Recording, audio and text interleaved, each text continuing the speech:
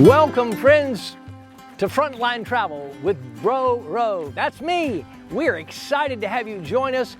This new series, of course, many of you saw in the spring our 4-month pilot. Now the series is beginning in earnest, and we're starting in one of my favorite places, the little village of Satartia, Mississippi, just at the gateway to the Mississippi Delta. Now, I ended up in Satartia by default, if you will, by the choosing of the people at First Baptist Church, Satartia, and have for almost 7 years pastored here. And so I'm not a native, but I've come to know a great number of people. I've come to know a lot about this village, and I just wanted you to come and share the absolute enjoyment of what this village holds. You will want to make a day of coming here and visiting to be a part of the village of Satartia. Satartia, an Indian word meaning pumpkin, so you'll hear many people say the Pumpkin Village. That's what we are. We are the tiniest town in Mississippi, one of the 50 tiniest incorporated towns in America. Before we head off on our journey, I do want to say thank you. We always have great folks behind us, great folks helping us make all of these things happen in the Frontline family of media. And I want to say just a generous thank you and shout out to my friend Mason Green and his entire staff at Hotel and Restaurant Supply. Hotel and Restaurant Supply has locations in Meridian, Jackson, and Gulfport, Mississippi, and of course, they're also in Tuscaloosa, Alabama, and in Memphis and Nashville, Tennessee. So no matter where you are in the Southeast, no matter whether yours is restaurateuring, healthcare, or you've got this box with scrap papers that for years you've been dreaming about building a restaurant, they can meet you where you are and help you build and design and develop what you need. They've been lifelong friends for 30 years. I've been doing business with them, and I want to encourage you just to stop in, make a phone call, do whatever you need if you are in the restaurant business and need help. They can be found at www.hnrsupply.com. That's hnrsupply.com. And Mason Green and his staff, you tell them Brother Royce sent you. They'll make you feel like family. Now, come on with me and let's go see the village of Satartia. Guys, our first stop on the journey through the village of Satartia is at what is now known as the Village Mercantile. It's hard to believe the building in which I'm sitting currently has been here since the Roaring '20s, a time when there were hotels and apartments, thriving businesses throughout the village, and now Larry and Michelle operate the Village Mercantile to make sure folks still have a place to stop and get ice or gas or milk, or even have what is, my goodness, you need to stop in, what is the best burger around. My regular order of a double cheeseburger is pretty killer.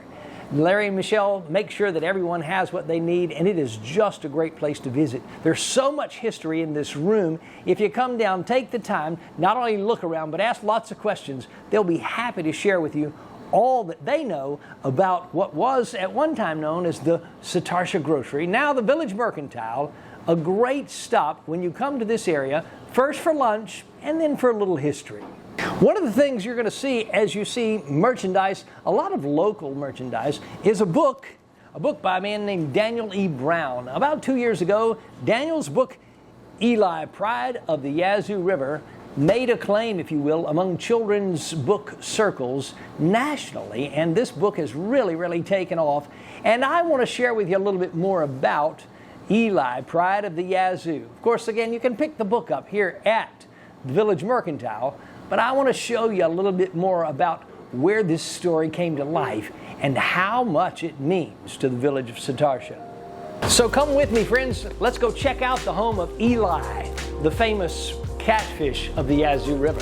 As Daniel's book earned the Mom's Choice Award and became well known in children's book circles, the publisher decided he'd honor this little village with a plaque, with a sign commemorating the book and its newfound fame in children's circles. A local artist came along and said, hey, we need a catfish, and carved from a local Satartia tree this beautiful catfish that weighs, I don't know how much, but it's huge and massive.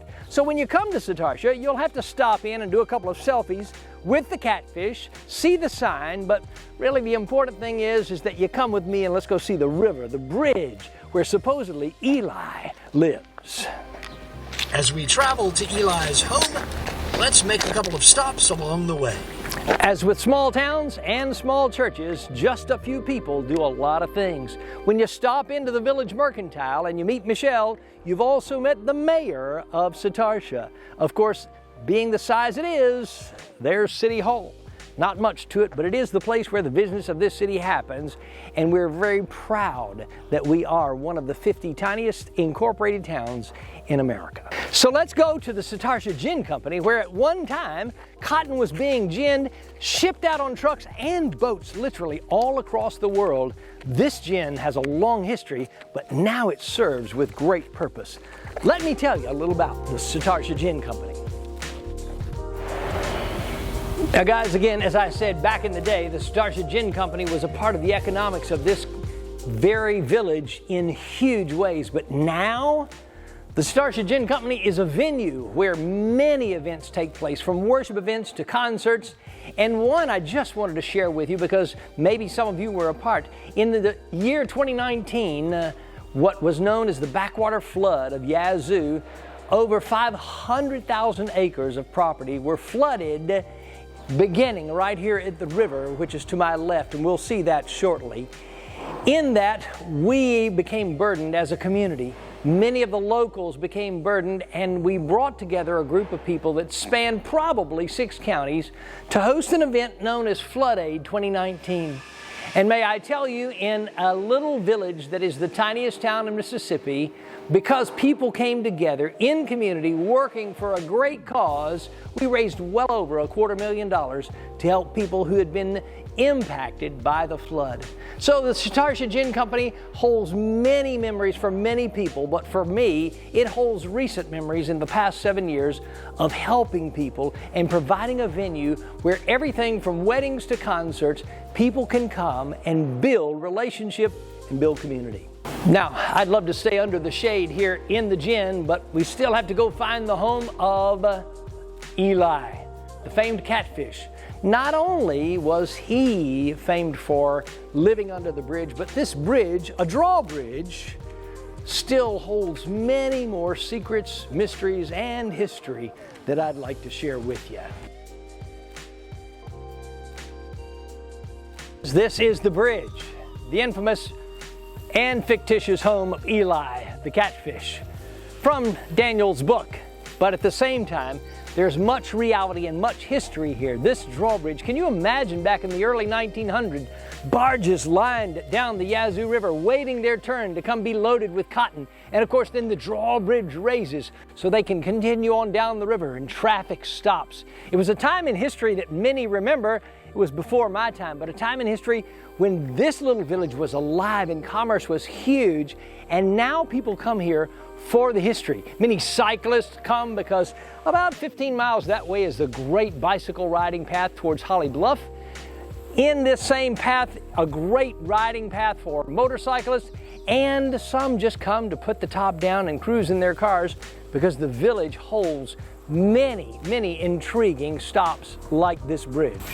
Guys, part of being a pastor is, unfortunately, when people pass and preaching funerals.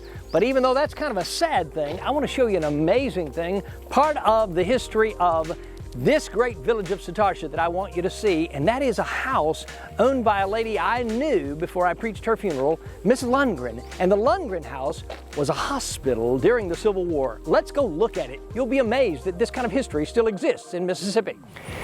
Well, it is what I've known for 7 years as the Lundgren house. And Ms. Lundgren lived here with her family for many years. But this beautiful historic house behind us, behind this gated fence, and oh my goodness, if you could just see more of the detail of this fence, it speaks of history of time gone by. And in all reality, if you peel off the siding and walk back in time, this very home was a Civil War hospital right here in Satartia.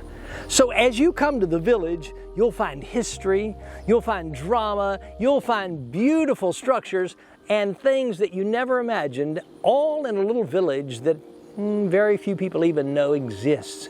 Friends, I want you to know that from Civil War times to today, this place has been rich and continues to be. You'll meet people who are wonderful and loving and kind, and you'll hear stories far greater than the ones I have time to tell you today. So I just want to invite you to come on down. We have one more stop. I want to take you to a place that has already made newspaper fame, not only in Mississippi, but as far away as Tampa, Florida. And I want to share with you about the little snack shack that we call the Faith Store. Guys, as we wrap up our visit and journey through the village of Satartia, I had to introduce you to my friend Emmanuel Hart. Ian, it's good to see you, my friend. Good to see you, Royce. We are here in front of, again, the last thing I want to show you, but probably the most important thing in the village.